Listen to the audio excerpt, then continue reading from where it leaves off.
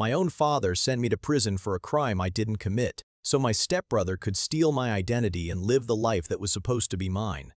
But karma always comes back around.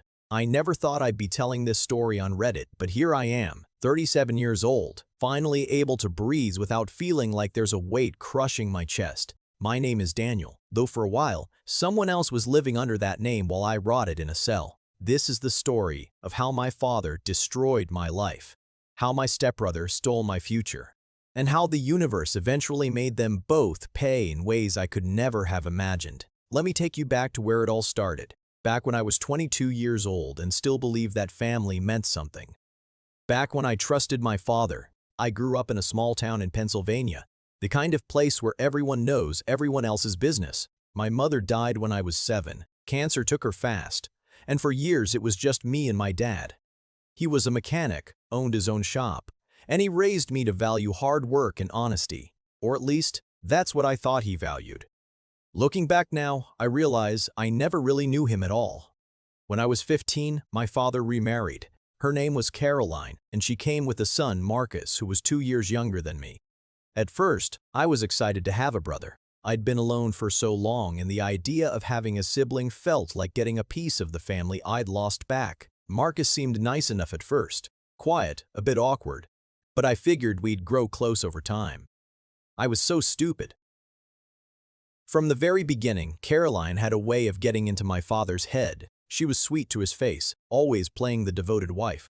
But I could see the calculations behind her eyes. She wanted security, status, and she was willing to do whatever it took to make sure her son had every advantage in life. My father, lonely and desperate for companionship after years alone, fell for it completely.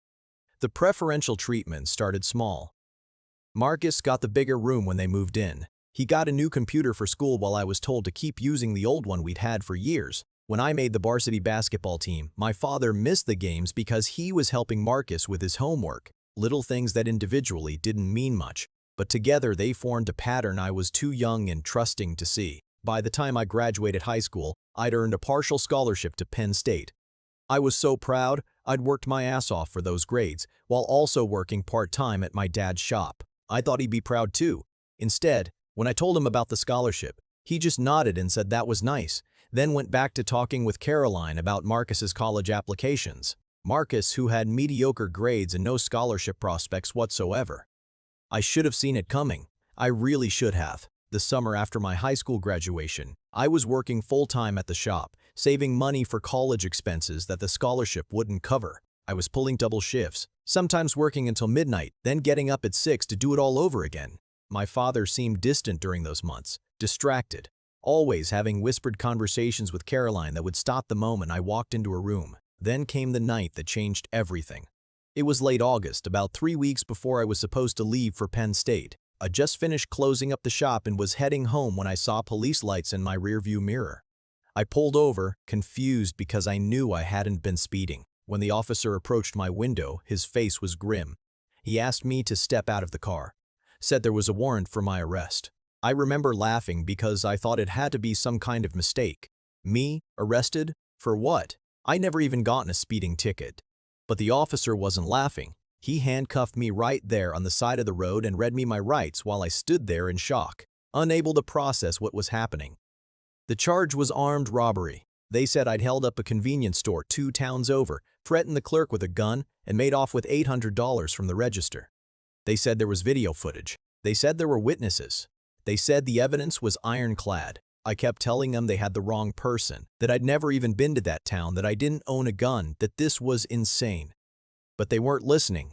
They took me to the county jail, processed me, took my fingerprints and mugshot, and threw me in a holding cell with 3 other guys who looked at me like I was fresh meat. I was terrified. I'd never been in trouble in my life, and suddenly I was in jail, wearing an orange jumpsuit, surrounded by criminals. I kept thinking my father would fix this, that he'd show up with a lawyer, that he'd get me out and we'd sort out this horrible mistake. He did show up the next morning. But he didn't bring a lawyer. I'll never forget the look on his face when they brought me to the visiting area. There was no shock, no confusion, no fatherly concern. He looked tired, resigned, almost guilty. But not surprised, and that's when I first felt that cold knot of dread forming in my stomach. He sat down across from me, separated by that scratched plexiglass, and he picked up the phone. I grabbed mine, and before I could say anything, before I could ask him what the hell was going on, he spoke. He said, "Son, I need you to listen to me carefully." He said, "I need you to plead guilty to this." I actually dropped the phone. I stared at him through the glass, my mouth hanging open, convinced I'd misheard, but he just kept talking, his voice calm and measured, like he was explaining how to change oil in a car.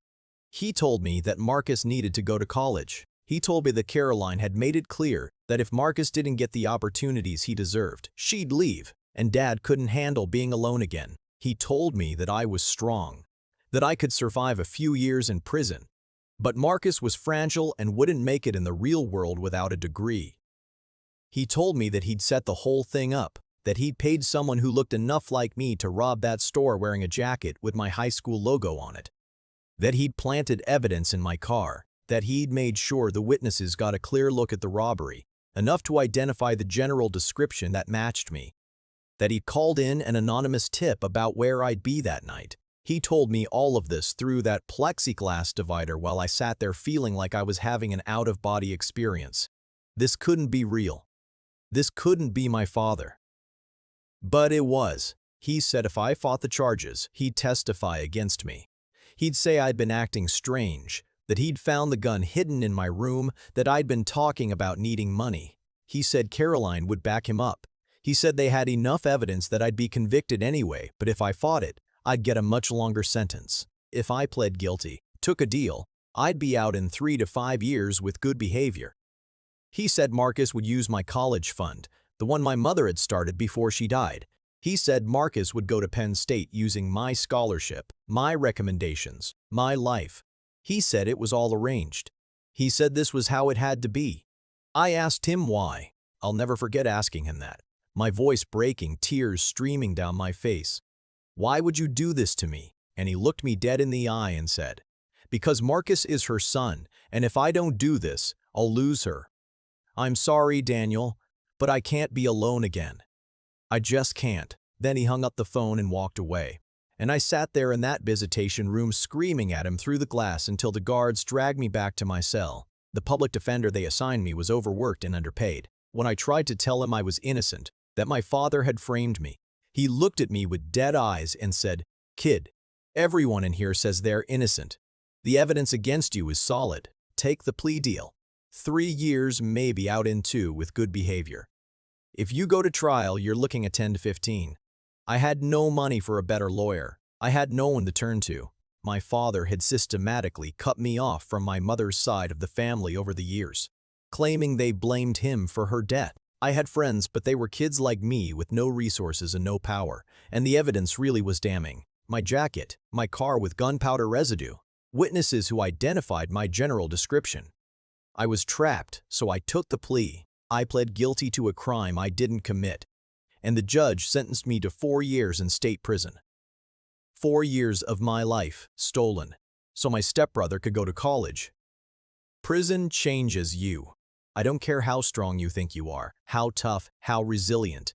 4 years in that place rewires your brain in ways you can't undo. I was 22 when I went in, a kid who'd never been in a real fight in his life. I had to learn fast, had to build walls around myself just to survive. The first week was the worst. I was put in with the general population, and word got around fast that I was young, educated, and in for a relatively minor crime. That made me a target. There was this guy, Rico, who decided I was going to be his entertainment. He'd corner me in the yard, in the showers, in the cafeteria, always with his crew backing him up, always pushing to see how far he could go before I broke. I broke on day 6. He shoved me in the lunch line, made me drop my tray, and the rage that had been building since my father's betrayal just exploded. I turned around and hit him as hard as I could, and we went down swinging.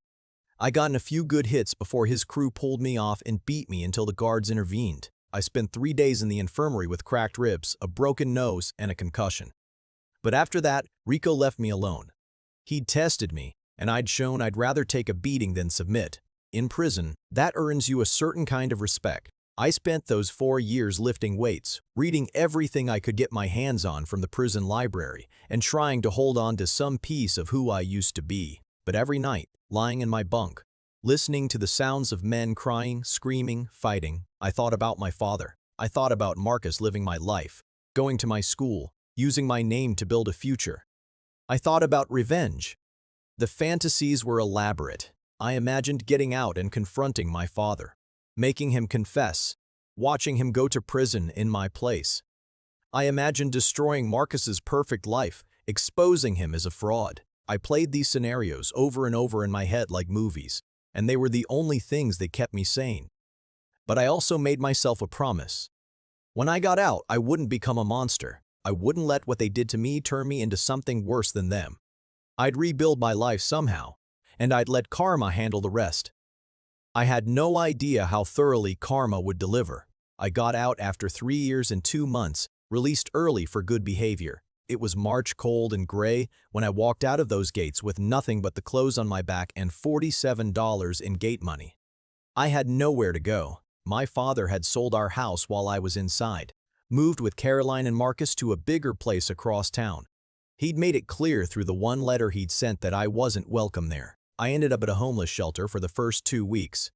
Got a job washing dishes at a diner for minimum wage, slept on a cot with 50 other men, most of them addicts or mentally ill, all of us just trying to survive one more day. The reentry program helped me get a crappy apartment after a month. 1 room with a bathroom down the hall that I shared with 3 other units. But I was free, and I was determined. The problem with having a criminal record is that it follows you everywhere. I'd apply for jobs, and as soon as they ran the background check, I'd get the rejection email. Didn't matter that I explained I'd taken a plea deal. Didn't matter that I'd served my time. Armed robbery meant I was dangerous, untrustworthy, a risk. I went from the diner to a warehouse loading trucks, then to a construction site doing grunt work. Everything under the table, everything temporary, nothing with benefits or stability. I lived on ramen noodles and day-old bread from the bakery that would have thrown it out anyway. I walked everywhere because I couldn't afford a car. I wore the same 3 outfits over and over until they were threadbare.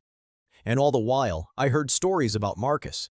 Word travels in a small town. People who'd known me before, who remembered me from high school, would see me, and the conversations would get awkward. Then they'd mention, almost apologetically, that they'd heard Marcus was doing great at Penn State, that he'd made Dean's List, that he'd joined a fraternity, that he was majoring in business and had already secured an internship with a major firm.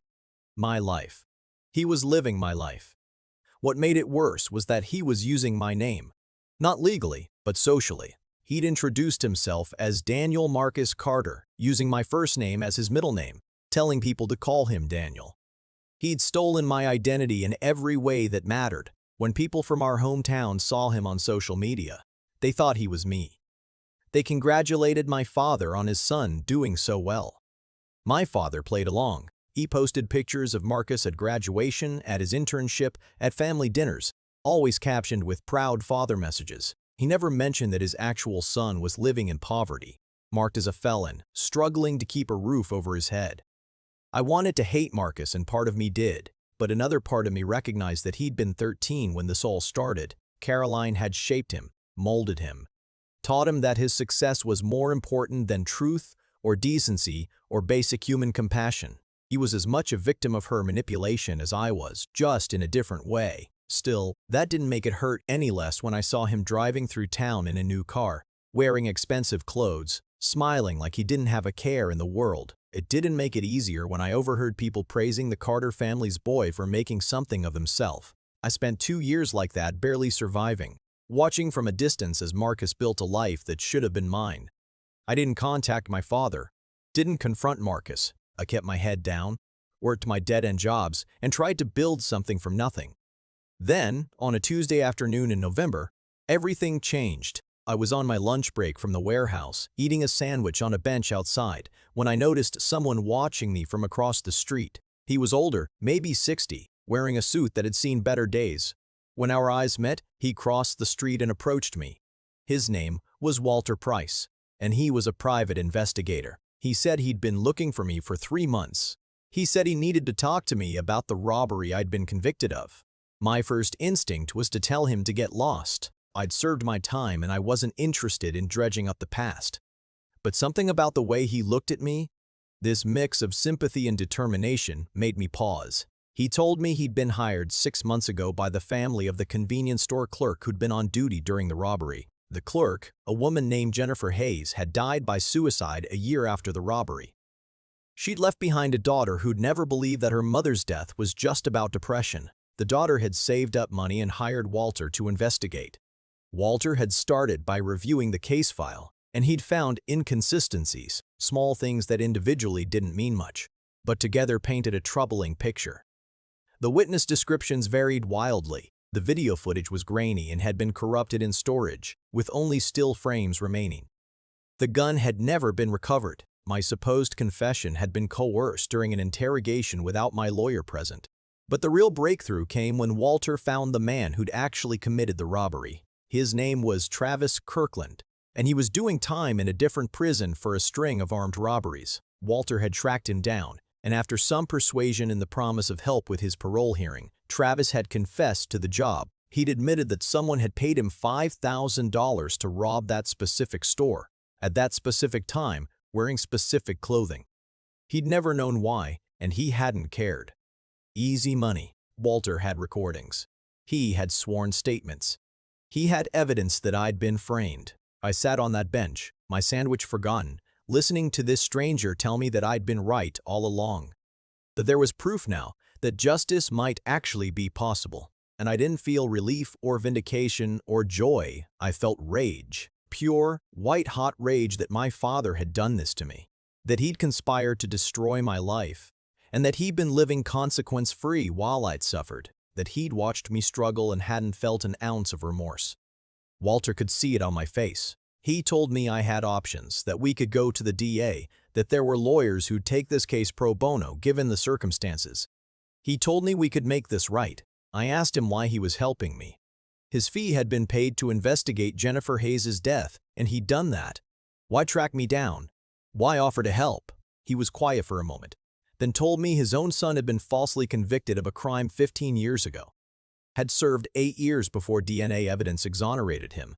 By the time he was released, his son was a different person, hard and broken in ways Walter couldn't fix. 3 years after his release, his son had overdosed on heroin. Walter said he couldn't save his own son, but maybe he could help save me. We went to the DA's office the next day. Walter presented everything he'd found, laid it all out in meticulous detail. The DA, a woman named Patricia Hendricks, listened with a deepening frown. When Walter finished, she was silent for a long time. Then she told us she'd open an investigation. The process was slower than I'd hoped. The wheels of justice, I learned, move at a glacial pace even when you're innocent. Weeks turned into months while the DA's office verified Walter's findings, interviewed Travis Kirkland themselves, dug into the original case. During those months, I kept working, kept living in my crappy apartment. But for the first time in years, I felt something like hope, not happiness. Not yet, but the possibility that maybe things could get better. That maybe the truth mattered after all. I didn't tell my father what was happening. Didn't give him any warning. Part of me wanted to see the look on his face when it all came crashing down. Part of me just wanted him to feel the same helpless terror I'd felt when I was arrested. The DA finally called me in on a Friday afternoon in March, almost exactly 4 years after I'd been released from prison. Patricia Hendricks looked exhausted, but there was a grim satisfaction in her eyes. She told me they'd verified everything. They had Travis Kirkland's confession, corroborated by bank records showing a $5,000 withdrawal from my father's account 2 days before the robbery. They'd found the person my father had paid to pose as a witness, who'd cracked under pressure and admitted to perjury. They'd proven that the gunpowder residue in my car had been planted, that the evidence had been manufactured. She told me my conviction would be overturned, that I'd be officially exonerated, that my record would be expunged. She also told me that my father would be arrested for conspiracy, perjury, witness tampering, and the list of other charges that added up to 20 to 30 years in prison. I should have felt victorious. I should have felt relieved, but all I felt was empty. They arrested my father on a Monday morning at the house he shared with Caroline and Marcus. Marcus was home from his new job for the weekend. The police showed up with cameras from the local news station because the story had leaked and it was too juicy for the media to ignore. Local man frames own son for armed robbery to secure stepson's future. That was the headline. I watched it all unfold on the news from my apartment, saw my father, handcuffed, being led out of his house while reporters shouted questions. Saw Caroline screaming at the officers, claiming it was all a misunderstanding. Saw Marcus, standing in the doorway looking shell-shocked, his perfect world crumbling around him.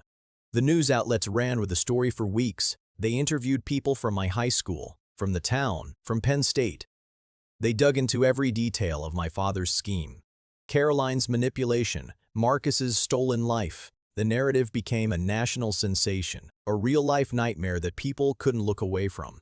And suddenly, everyone wanted to talk to me. The DA's office held a press conference where they officially exonerated me. I stood at a podium, cameras flashing, reporters shouting questions, and gave a prepared statement about justice being served and moving forward with my life. But inside, I was still that scared 22-year-old kid in a holding cell, trying to understand why his father had betrayed him. My father's trial lasted 3 weeks. I attended every day, sat in the gallery, and watched him try to justify what he'd done. His lawyer argued that he'd been manipulated by Caroline, that he'd been depressed and not thinking clearly, that he'd never meant for things to go so far. Caroline testified that it had all been his idea, that she'd known nothing about it, that she was as much a victim as I was. The jury didn't buy it. They convicted her as an accessory. Marcus testified too, and that was the hardest part to watch. He took the stand looking 10 years older than he was, and he admitted that he'd known something was wrong. He'd overheard conversations, seen the bank withdrawals, noticed how eager his mother and stepfather were to push him into using my scholarship, my recommendations, my identity, but he'd been too much of a coward to ask questions. Too willing to accept the gift he'd been given without examining where it came from. He looked at me while he testified, and I saw real remorse in his eyes. But I also saw something else. Relief.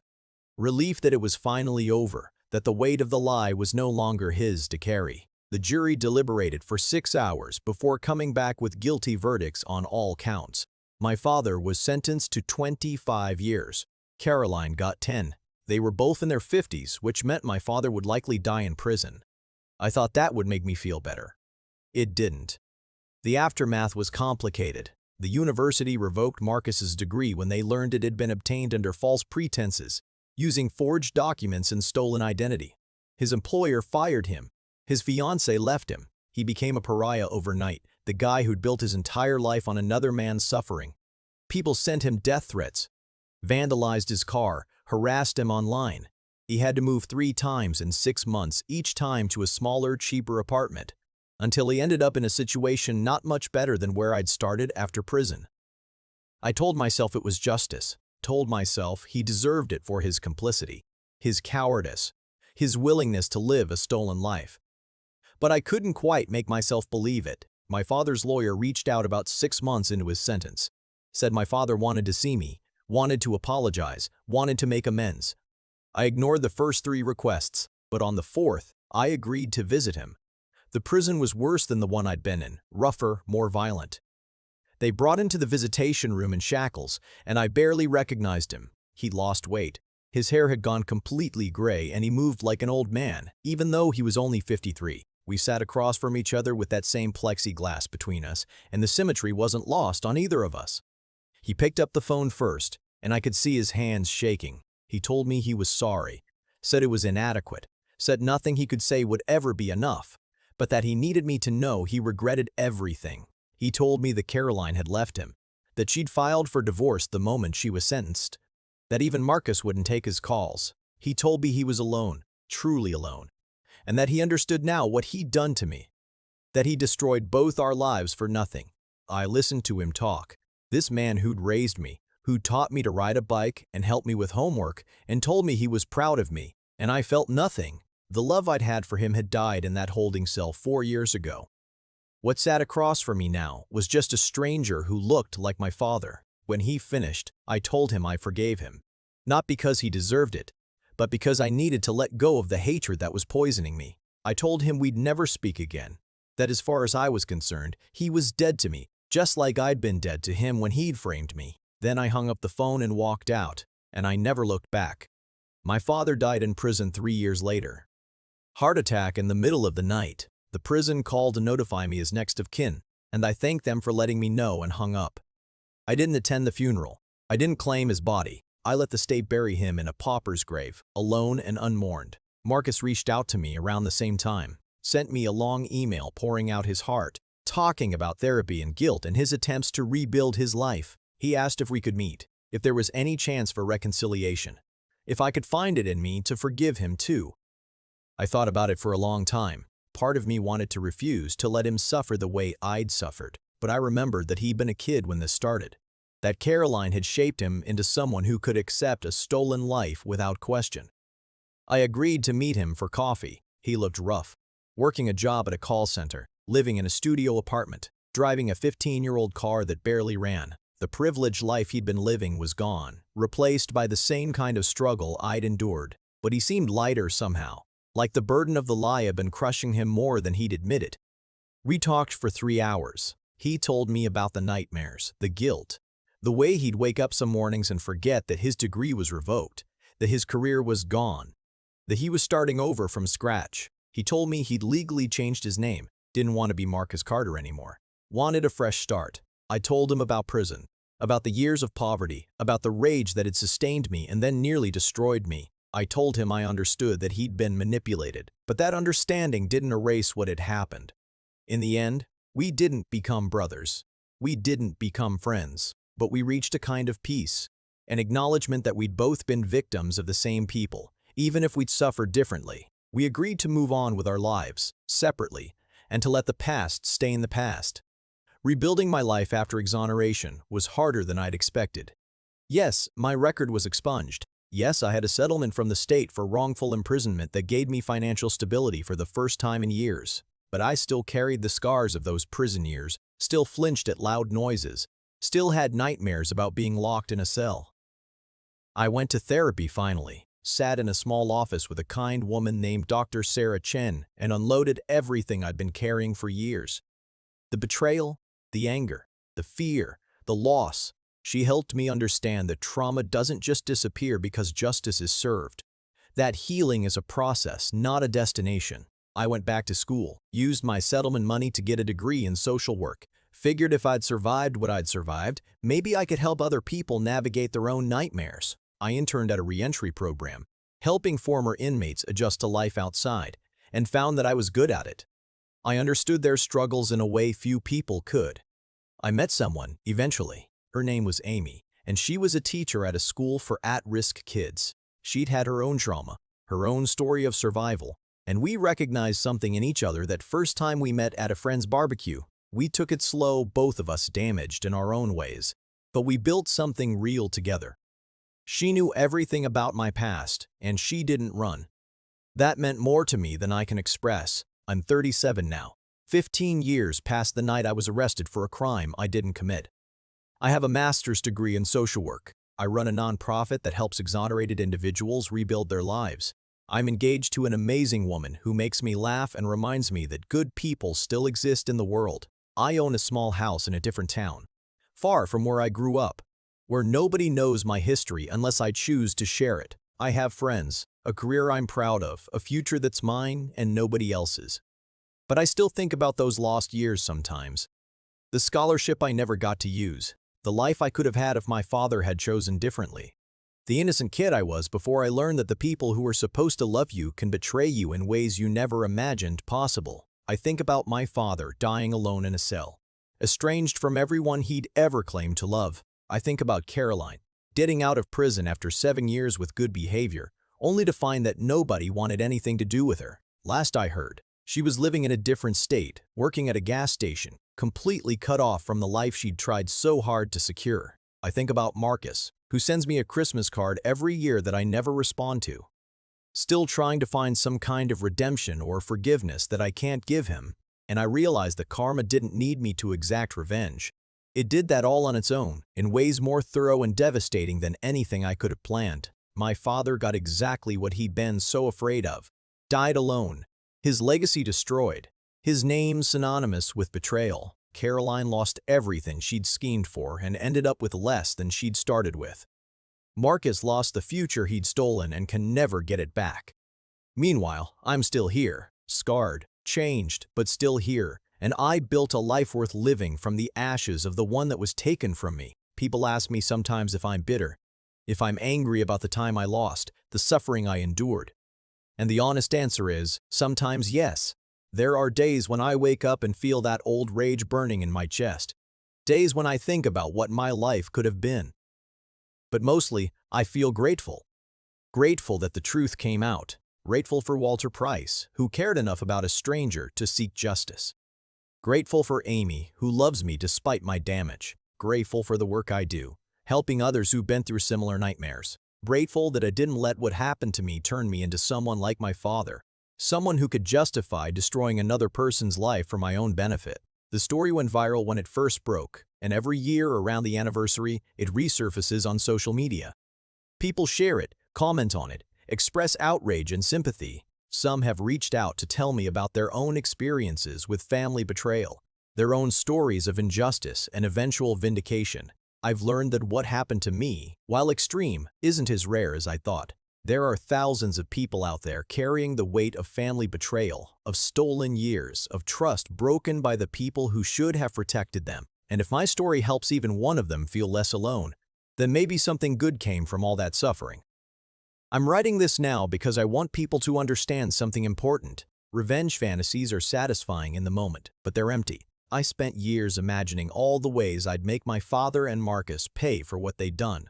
All the ways I'd destroy them the way they destroyed me. But the truth is, they destroyed themselves. My father's fear of being alone, his willingness to sacrifice his son for a woman who never really loved him. That was his downfall.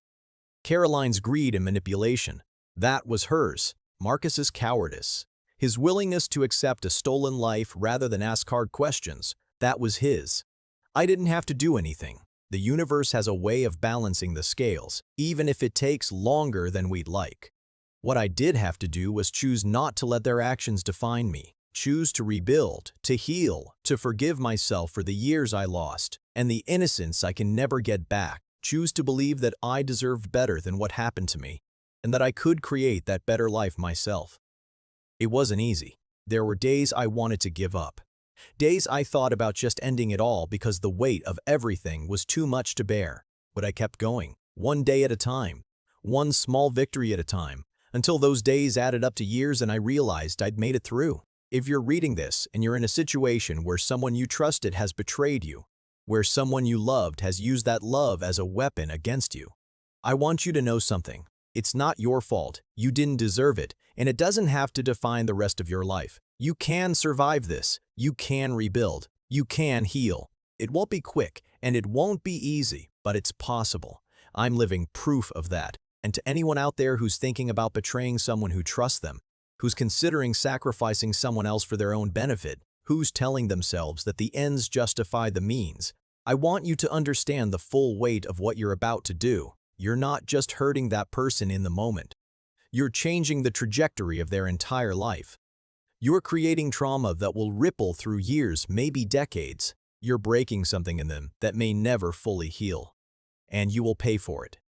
Maybe not immediately, maybe not in ways you expect, but you will pay. Because the universe doesn't forget and karma has a very long memory. My father learned that lesson in a cell, alone and abandoned by everyone he tried so hard to keep.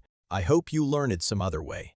As for me, I'm done looking backward. I spent too many years trapped in the past, reliving the betrayal, nurturing the anger, feeding the pain. Now I'm focused on the future, on the life I'm building, on the person I'm becoming.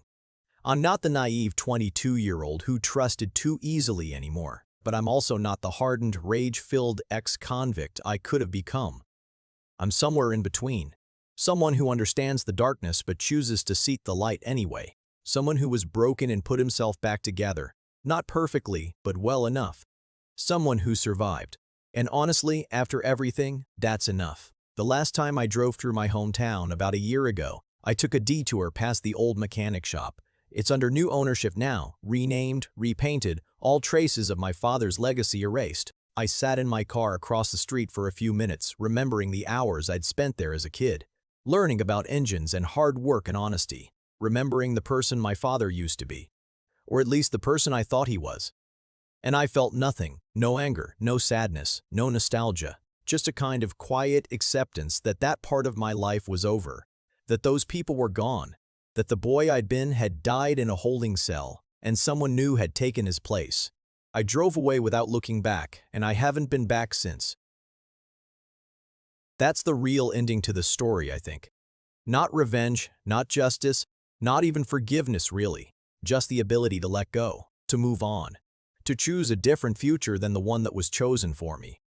My father took 4 years of my life, but he doesn't get to take the rest. Caroline doesn't get to take the rest. Marcus doesn't get to take the rest. The rest is mine, hard-won and precious, and I'm not wasting a single day of it. So if you're reading this from a dark place, from the middle of your own nightmare, I want you to hold on to this thought. It gets better. Maybe not today, maybe not tomorrow, but eventually, if you keep fighting, keep surviving, keep choosing to get up one more time, it gets better. And the people who hurt you, the ones who betrayed you and used you and threw you away, they don't win unless you let them. Don't give them that power. Don't let them take more than they already have. Take back your life, whatever that looks like for you. Build something new from the rubble. Become someone stronger than they ever thought you could be. That's the real revenge. Not destroying them, but refusing to be destroyed. I learned that lesson in a cell, in a homeless shelter, in a warehouse, in a therapist's office, in Amy's arms when the nightmares got too bad, and she held me until I remembered where I was. I learned it slowly, painfully, over years and years of trying and failing and trying again. But I learned it, and now I'm here, sharing my story with strangers on the internet, hoping that maybe someone out there needs to hear it, needs to know that survival is possible, that healing is possible, that justice sometimes comes even when you've lost hope, that karma is real and patient and thorough. My father's last words to me during that prison visit were that he wished he could go back and make different choices, that if he could do it all over again, he'd choose differently, but he couldn't. None of us can.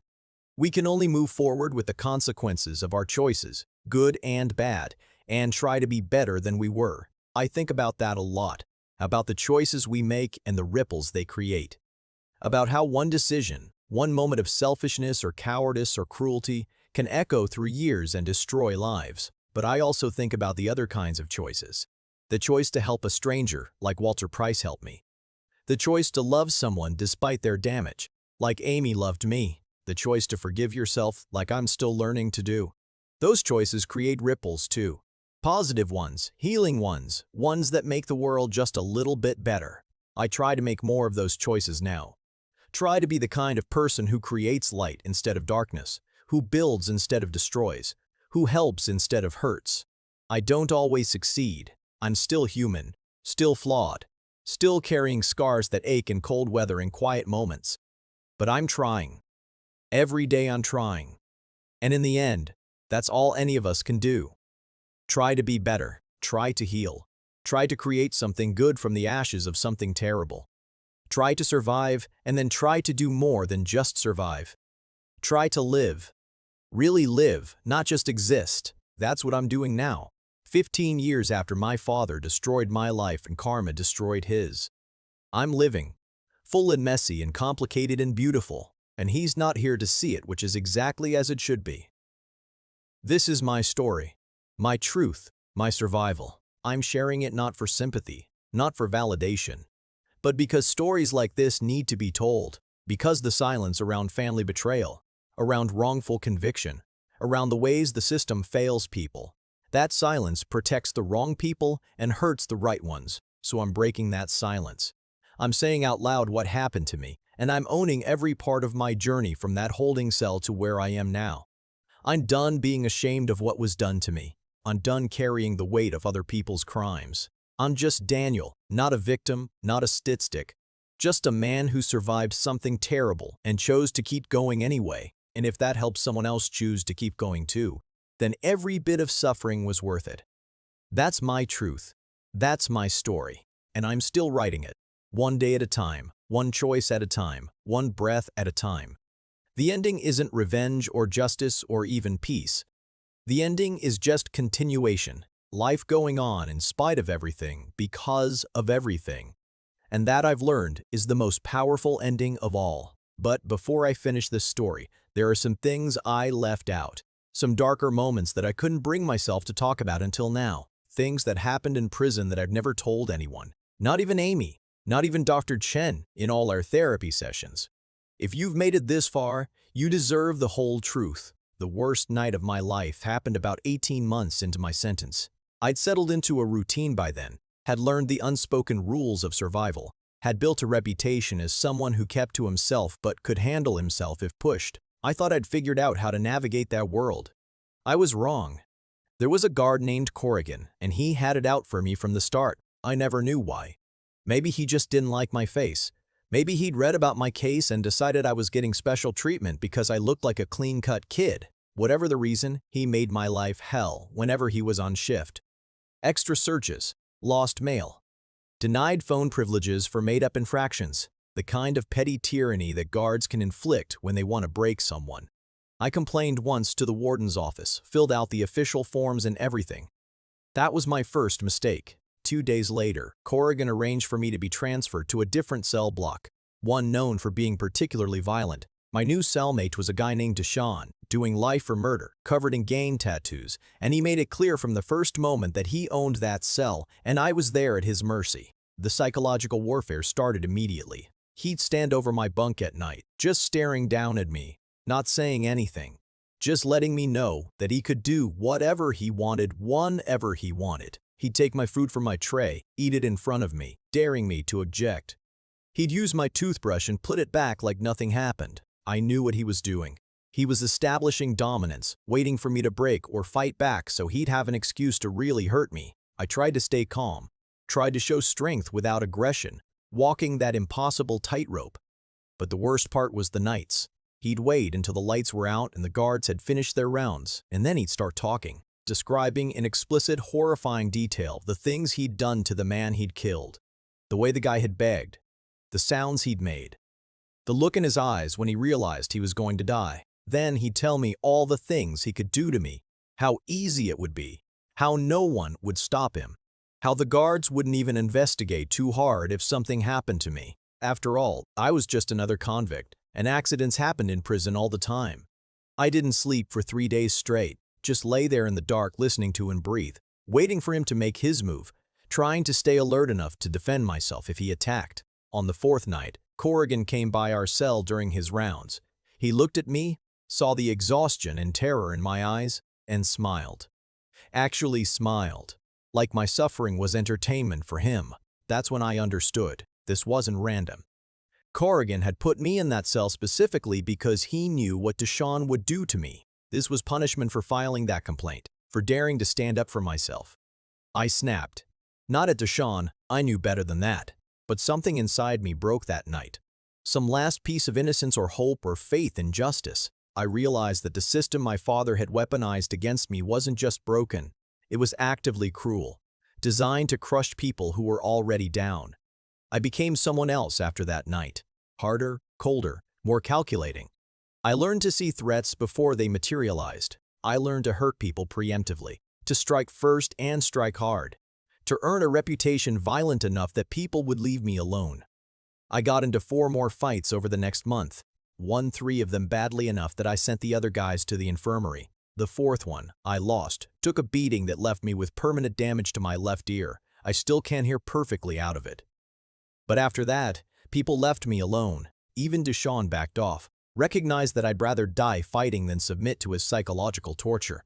Corrigan tried to get me sent to solitary for the fights, but the other inmates backed me up, said I'd been defending myself, that the other guys had started it. There's a code in prison. You don't help the guards even when you hate someone. And enough people hated Corrigan that they protected me just despite him. I spent 3 weeks in the infirmary after that last fight, recovering from cracked ribs, a concussion, and the damage to my ear. And during those 3 weeks I had a lot of time to think about who I was becoming. I didn't like what I saw. I'd survived, yes, but at what cost? I'd turned myself into a weapon, someone who saw violence as the first solution instead of the last resort. I become exactly what the system expected me to be. A violent criminal who proved their initial judgment right. That realization terrified me more than anything Deshaun had said, more than anything Corrigan had done, because I could see the future stretching out in front of me. A life where I'd always be this hard, broken thing, incapable of trust or softness or love. I made another decision in that infirmary bed. I decided that I'd survive prison, do whatever I had to do to protect myself, but I wouldn't let it kill the parts of me that were still human. I'd hold on to something, some piece of who I used to be, even if it was just a tiny spark buried deep inside. It was the hardest thing I've ever done, maintaining that balance, being hard enough to survive but soft enough to still feel. But I managed it, barely, by sheer force of will. When I got out of the infirmary, I requested a cell transfer, got assigned to a different block where I roomed with an older guy named Jerome who was serving time for embezzlement. He was quiet, kept to himself, spent most of his time reading. We had an unspoken agreement. We'd leave each other alone, respect each other's space, and protect each other if necessary. It was the closest thing to peace I'd had since I'd been arrested. But the damage was done. I carried those nights into Deshaun's cell with me. The fear and rage and helplessness, I still carry them now, 15 years later.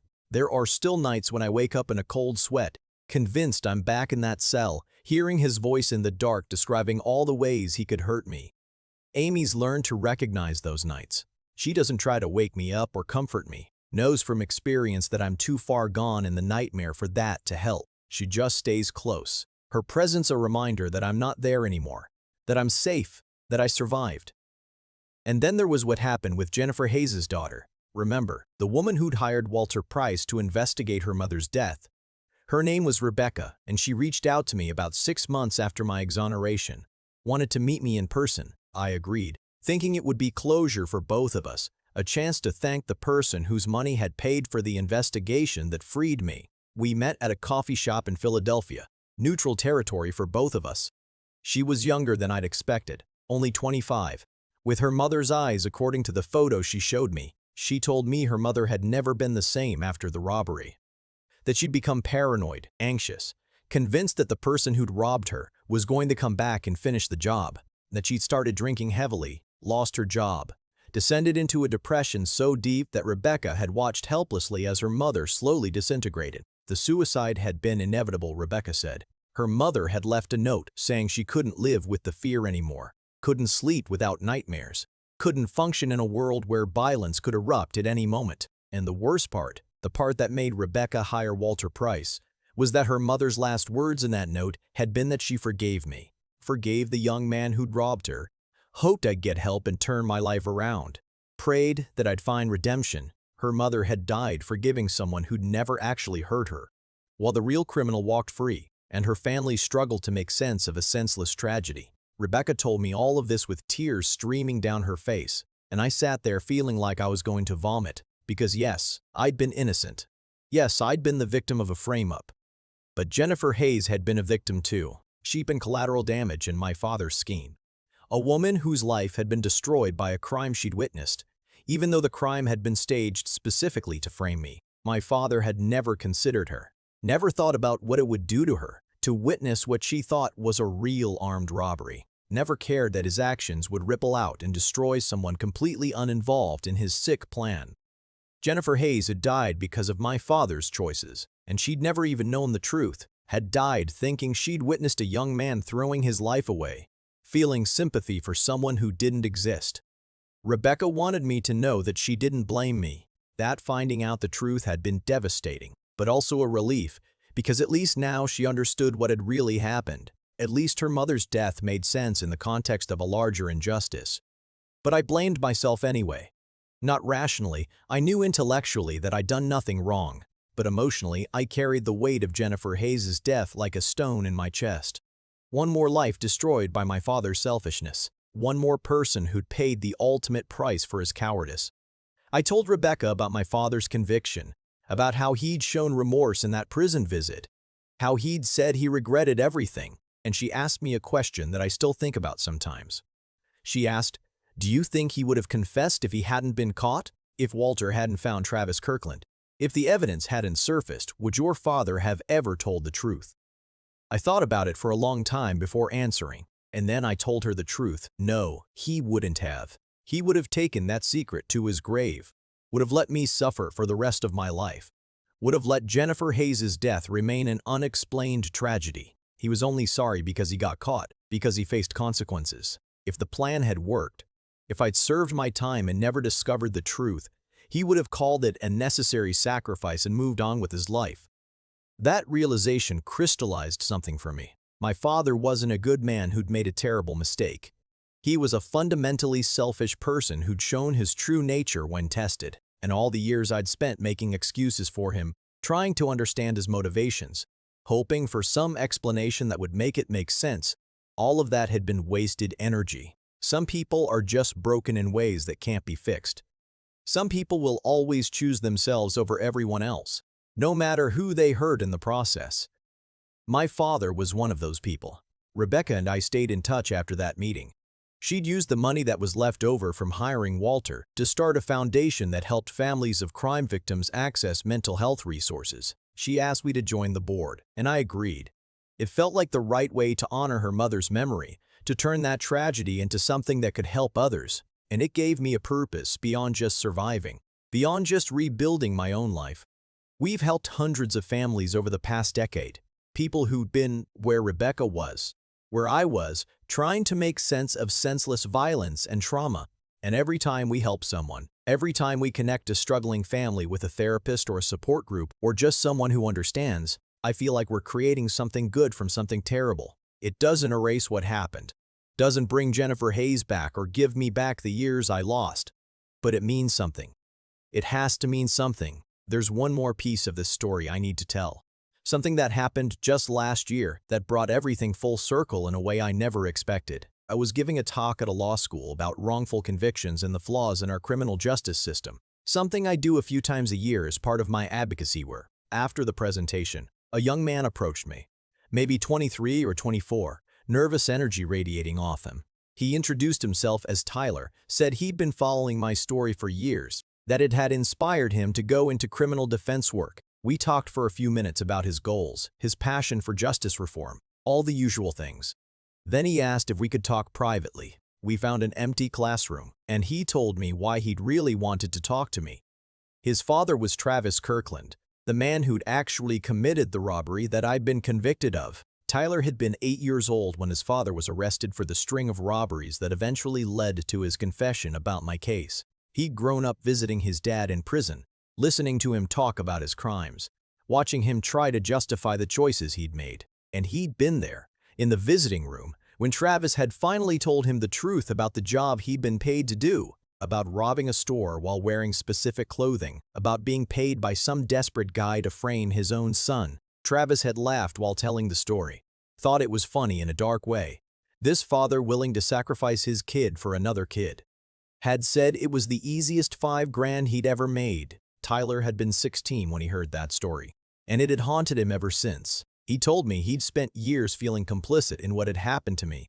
Even though he'd been a child when it occurred and had no involvement, he felt like his family's crimes had extended to me, like he carried some responsibility for my suffering. That's why he'd gone into law, why he devoted his life to defending people who couldn't afford adequate representation. It was his way of atoning for his father's sins, of trying to balance the scales.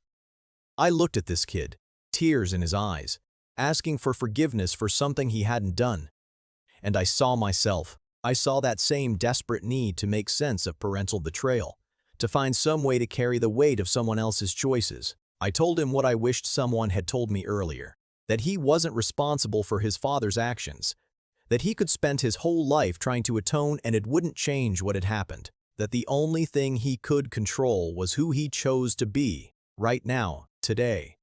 I told him he was already doing more good than his father had ever done harm, that becoming a defense attorney, fighting for the people the system had failed, that was its own kind of justice. We talked for 2 hours, this young man and me, two people connected by a crime neither of us had committed, but both of us had been shaped by. And when we finally parted ways, I felt something shift inside me, because Tyler represented something I'd never considered. The next generation. The children of the people who'd hurt me, trying to be better than their parents, trying to break the cycle of harm and create something good. It gave me hope in a way I hadn't expected. Since then, I've sponsored Tyler through a mentorship program. He's working at a nonprofit defense organization now, taking cases that most lawyers won't touch, fighting for people the system has already decided are guilty. He sends me updates sometimes, tells me about the clients he's helped, the small victories he's won, and every time I hear from him, I'm reminded that the story doesn't end with my father's death, or Caroline's disgrace, or Marcus's fall from grace. It continues through all the lives that were touched by what happened, all the ripples extending outward in ways I never could have predicted. Some of those ripples create more pain, like Jennifer Hayes and her daughter Rebecca. But some of them create healing, like Tyler and the clients he's defending. The universe is complex that way. Nothing is ever just good or just bad, just justice or just injustice. It's all tangled together, cause and effect, action and reaction, harm and healing all mixed up until you can't separate them anymore. I've stopped trying to make it all make sense, stopped trying to find the lesson or the meaning or the purpose in what happened to me. Sometimes terrible things happen for no reason at all, and the only meaning is what we create from the aftermath. I've created a life, a career helping others, a relationship with someone I love, a sense of purpose that gets me out of bed every morning. Is it the life I would have had if my father hadn't betrayed me?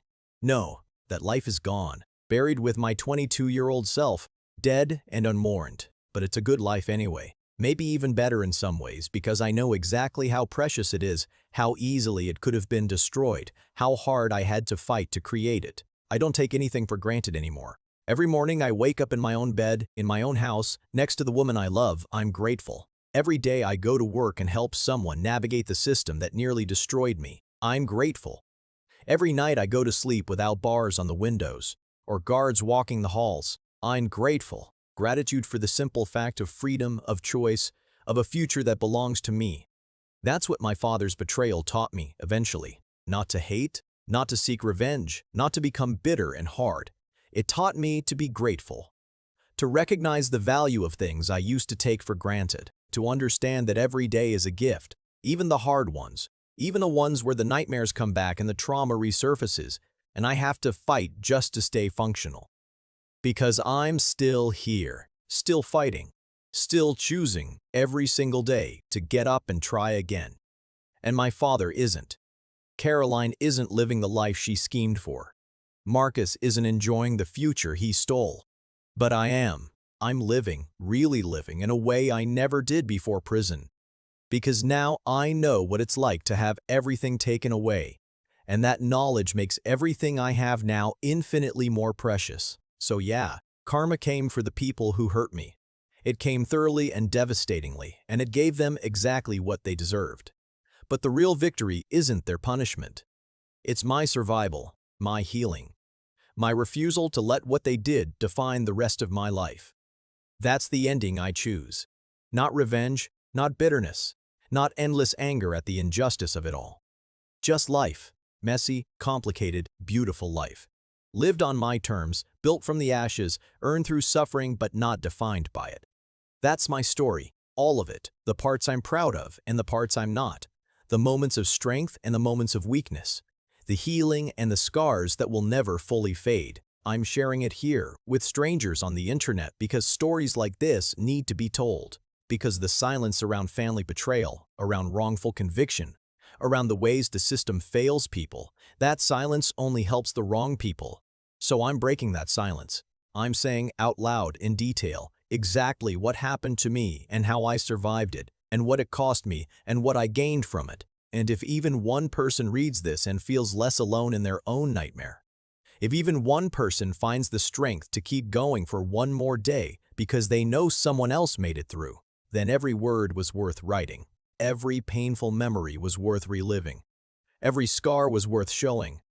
Because we survive together. We heal together. We create light together. Even in the darkest places. That's the truth I've learned. 15 years past the worst night of my life. And it's the truth I'll carry forward. For however many years I have left, the ending isn't revenge or justice or even peace.